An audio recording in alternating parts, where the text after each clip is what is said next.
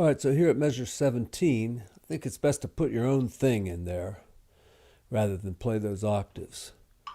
So counting into measure 17, 1, 2, 3, 4, bum. Maybe hit this. I mean, you have two measures, so get something started right away. 3,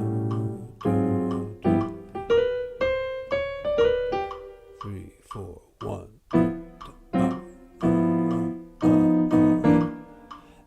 And I don't know, I don't always read those rhythms exactly accurately. I just try to feel something correct, but 1, 2, 3, 4, 1. Bum, bum, bum, bum, bum.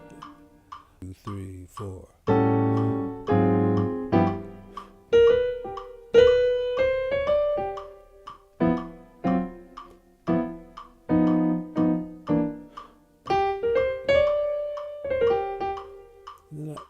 Don't worry about the left hand in there. Just play something nice with the right hand like that. 1, 2, 3, 4.